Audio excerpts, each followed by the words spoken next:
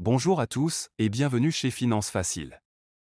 Dans cet 5e épisode, nous vous proposons de se concentrer sur le terme que vous avez sûrement déjà entendu à l'oral, le cash flow. Qu'est-ce qu'un cash flow? Le cash flow est un terme d'origine anglo-saxonne, qui correspond en français au flux de liquidité, mais on l'appelle souvent flux de trésorerie. C'est un indicateur financier qui montre le niveau de trésorerie dont dispose une entreprise sur une période déterminée. Méthode de calcul.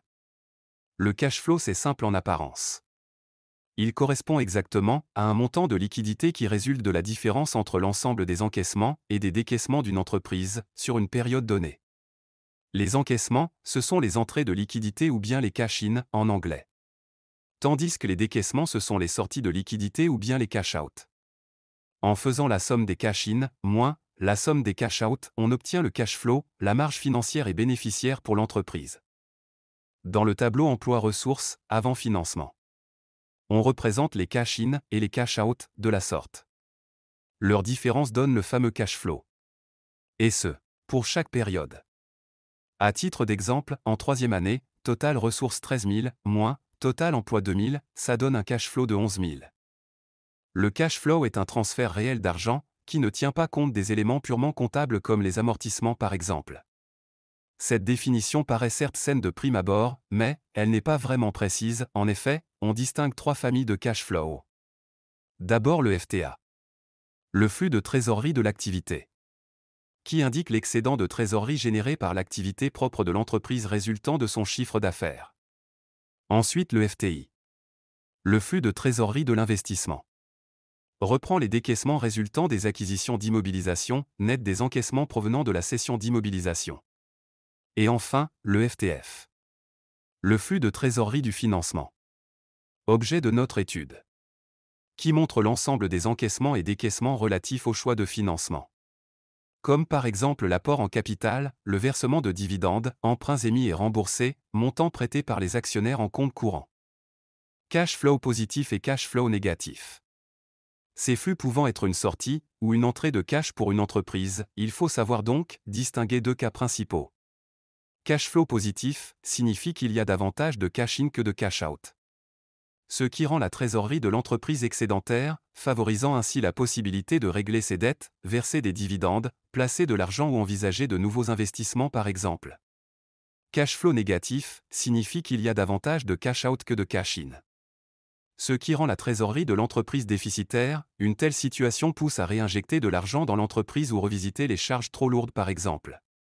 Si le cash flow reste négatif trop longtemps, l'entreprise sera condamnée dans une spirale infernale où il sera difficile d'en sortir. Voici à quoi ressemble un cash flow négatif sur toutes les périodes. Pourquoi calculer le cash flow?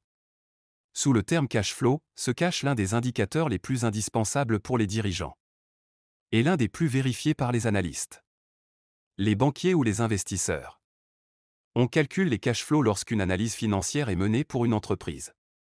Son calcul permet donc d'assurer la solvabilité de l'entreprise à long terme.